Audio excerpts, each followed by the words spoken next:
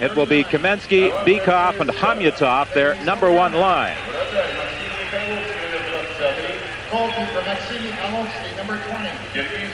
An interested spectator. Asked Lanny for his autograph. Tretiak and McDonald participating in the official ceremonial face-off here at the Luzhniki Sports Palace. Tretiak, a big star, of course, not only in the Soviet Union, but around the world. And landing the goal in the most important game the Calgary Flames have played, the one that won the cup for them. Results in a whistle. Well, by the time you've played your 4th game in the Soviet Union and your 6th in Europe, you ought to be used to 2 things that are quite different as far as the North American team's concerned. One, the ice surface. I haven't heard the players even talk about it anymore. Makarov performs in this game against his former teammates. It was interesting when the teams were out there and skated onto the ice for the 3-2 game. That was Bure streaking in. He has a great burst of speed. He's the youngster who played on the World Junior team last year in Anchorage, Alaska at the championships. Now it's Stelnov in his own zone. He moves it ahead to Fedorov. He played it in. Konstantinov could not get to it. It's pushed down the ice, some bumping and shoving. And Roberts and Konstantinov are involved over in the far side. The play is whistled down. And there is going to be a penalty. Joe Nieuwendyke's going to get it, Don, for interference, I believe. He knocked the killing unit. Doug Gilmour is out there with Ranheim. Gilmour breaks it up in the neutral zone, then lost it. Long shot by Batsayev, and that almost handcuffed goaltender Mike Vernon. And now some pushing and shoving in the corner. Involved in that one is Kovalenko, along with Gilmour, but nothing serious develops. Well, there you're looking at the back of Terry Crisp. Timman with a long shot. Vernon just got a piece of that hard blast and steered it to the corner. That's 2 long shots that Vernon had to move quickly to stop, and maybe this team shoots more than the others we've seen in this tour. Merzen and Fiman bumping at the side of the net. Fiman lost his helmet. The puck comes loose. Here's a shot by Ivanov, and another save by Mike Vernon.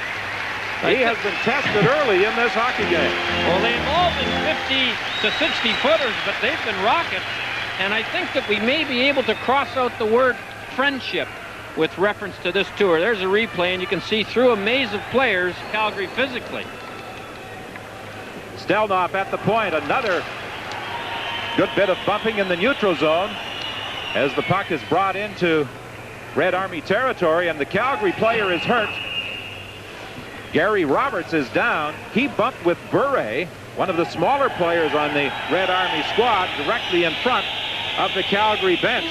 Bearcat Murray was poised and ready to jump over those boards, waiting for that whistle and an opportunity to do it. Watch this hit. That's the one on Nieuwendyke, but actually Roberts was throwing the check. He wasn't taking the body check, and it looks like he got hit in the head somewhere, and maybe he isn't quite sure what rink he's in. But he's a tough kid. I'm sure that we'll see more of him unless he's been knocked out, and then they'll probably take him out of the game. They have 22 players dressed, so it's not quite as critical, but I think he'll be back. He threw the check and got the worst of it. 5:33 is the time gone by in the opening period. Well, I think one thing that the Red Army's done is they've awakened Calgary physically, because they're much tougher out there tonight than they were at any other time. Colin Patterson is going to get a penalty as one of the Soviet players is lying face down on the ice. Number 26, Kovalenko. So this will be the second penalty that the Calgary Flames will be forced to contend with early in this opening period. 6:40 is the time gone by. The referee, Seppo Makala from Finland. Well, it looks like it got hit in the mouth.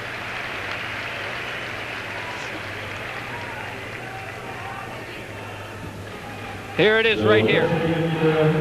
Oh. A little of that elbow leather, I would say. Kovalenko, one of the younger players on this Soviet roster, just 19 years of age.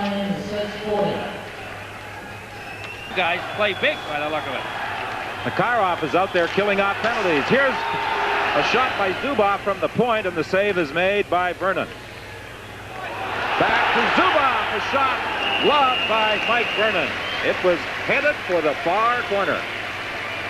Well, Makarov killed penalties for the Soviet team and national team, and with Patterson in the box, the premier penalty killer, Makarov will get a taste of the penalty killing. And you know, in the National League, they don't know whether Bure has, so that has to be checked by the league. Delayed penalty call. Scoring opportunity for Jamie McCowan, who raced in to take that pass. The delayed penalty call against the Soviets, and I believe it will be Kostychkin who will be going off. Well, this referee, I think, realizes now, if he didn't know before, that this game is showing quite a bit of bitterness. And he looks like he's trying to lay the law down as far as stick work's concerned. There was the good chance, the only good one Calgary's had today. McInnes is checked, and it's dumped ahead to Chastain. He gets away, or tried to, from Makarov, but Makarov took the puck from him. And then Nieuwendyk steps into Chastain right in front of the Calgary bench. Joe Nieuwendyk, I don't know whether he had a bad night's sleep last night, but he's been a little ornery out there tonight. Maybe that hamburger we saw him eating yesterday disagreed with him. Hunter with a shot, but Fleury comes back to pick up that loose puck. Fleury into the slot area, shot, the rebound, and it's covered up by Mikhailovsky, the Soviet goaltender. One of them into the spot right here. Look at all the fellas that he's trying to get by. They were lined up 4 across.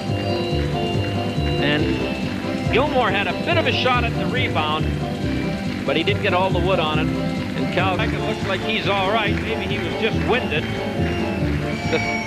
Here's a good look. He's trying to get through that space. Of course, the space ends up not being a space by the time Joe gets there. Hrdina pries that puck loose, back to Suter, fakes the shot over to Fleury, long drive, kicked out. Another shot, and that's gloved and held by Mikhailovsky. And again, pushing and shoving in front of that Soviet net, and now McClellan and Batsayev swing away at each other, but nothing really serious develops. McClellan was trying to stand in front of the goaltender, and the Russian defensemen are very rugged. Again, McClellan involved this time with Gusarov, and this comes with 3:38 gone in the second. And I don't know how the referees have sorted out the penalties, but I can tell you this, they can only put 2 minutes up on the penalty time clock here in Moscow. They're having problems penetrating that 4-man box that the Calgary Flames have thrown up. A minute remaining in the penalty.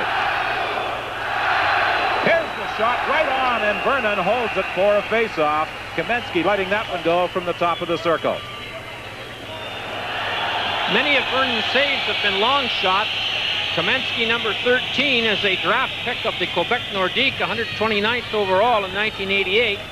He followed the 1987 Canada Cup. He scored 6 goals in that series. And last year he had 18 goals in 40 games for Red Army. Here's the shot. It's a hard shot, but... Over on the wing for Beekoff in front of the shot.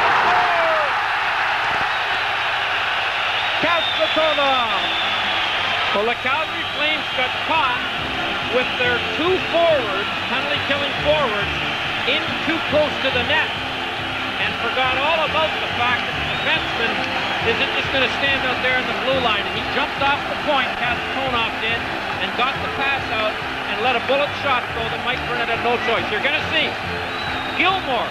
Gilmore gets in too far and turns his back on the play. And look at Kasatonov. He snuck right into the hash mark. Took this pass right here from number 15, Komatov.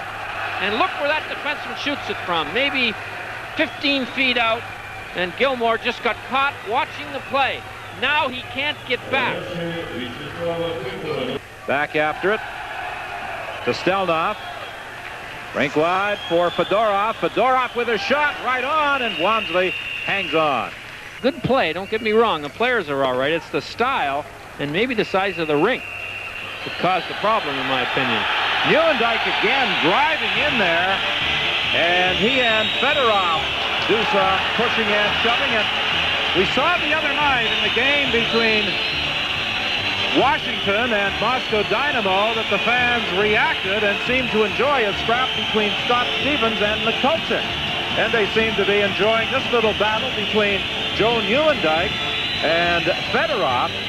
And of course, in international hockey, fighting is not allowed, and those who do fight are banished from the game. And that's what happened in the game between Washington and Moscow Dynamo. But I don't think anything is going to happen here, even though both players did drop their gloves. I don't think they're going to be kicked out of the game. Looks to me like it'll be a roughing or maybe a double roughing call.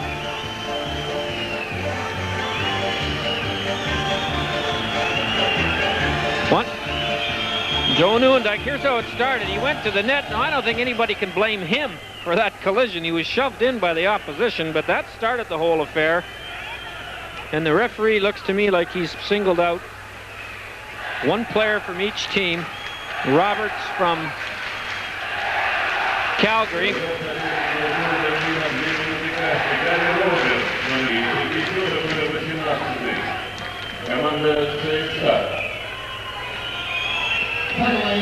Back for Calgary. Rink-wide pass for Gilmore. He lets it go for Erdina. Glove save by Mikhailovsky. Mikhailovsky has had very little to do, but he certainly looks like he knows how to play goal. Both the goaltenders are 20 years old. And I think that their coaching staff here and the management of the Red Army team are kind of hoping that there's a Tretiak in there somewhere. He's wearing the same number the great Russian goalie wore. Roberts back to the line to Johansson, a long shot. And Mikhailovsky was out of his net to knock it away from Makarov. Malikin, lead pass. Here's Sibirek going in, trying to get away from Johansson. He scores! Well, Walmsley stopped the first shot, and then it just trickled through him as he had fallen. And that was the first time the Flames have been caught by that patterned Russian long pass in the middle of the rink. There it is. Johansson leaves his feet on a gamble and loses. Now Walmsley's stick hits the puck between his legs into the net. Now there's the pass. Johansson dives at him. It doesn't do much good. He stops it. And Walmsley hits it in, I think, with his own stick after he stopped it, but he didn't know where it was. Dina going for the net.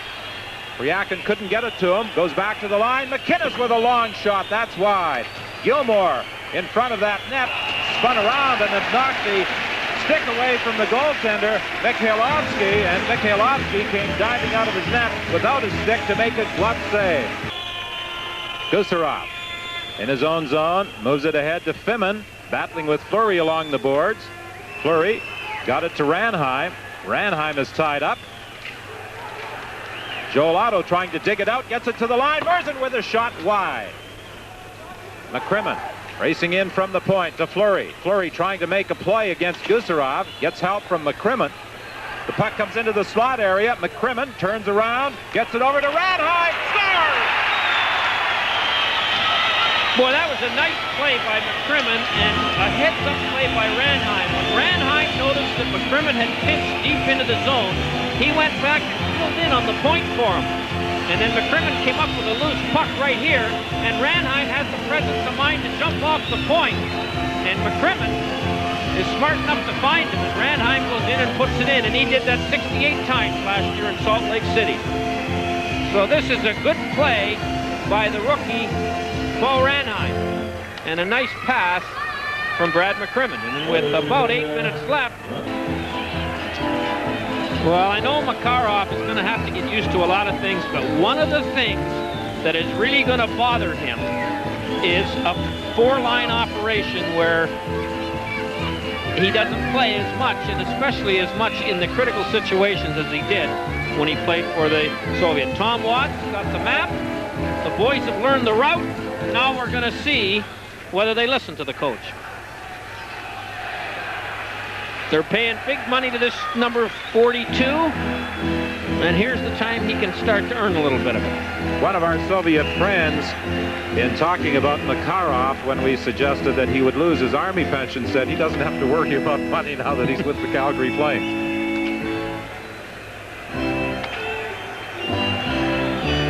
Well, they'll have a set play here, but it's awful early in the season to be able to do it. You want to do it because they haven't had a chance to practice under normal circumstances.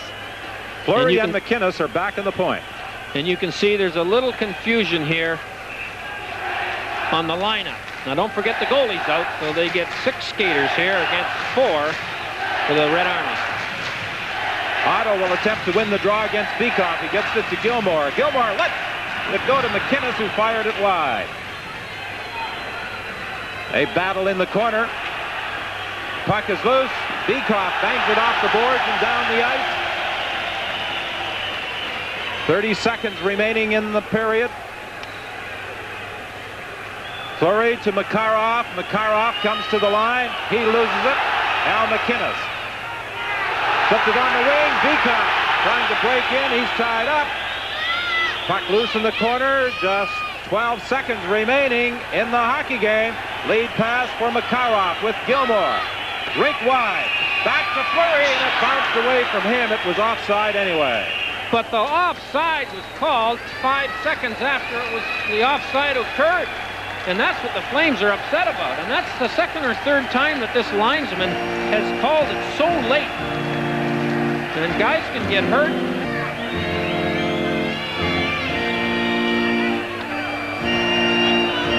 Well, I think all the fans at the Luzhniki Sports Palace have enjoyed this hockey game. Makarov with a long shot wide, and Red Army defeats Calgary 2-1, the first loss suffered in 4 games in the Soviet Union by the Stanley Cup champions. Well, I think the best team won tonight. Calgary, I'm sure, and this is not an excuse, are a little weary of this long road trip, and I think it showed tonight. Red Army showing much more emotion at the conclusion of this game than some of the other teams the Calgary Flames played at any time during this tour. Well, it's nice to beat the Stanley Cup champions. There's 20 teams getting ready to try and do it a number of times.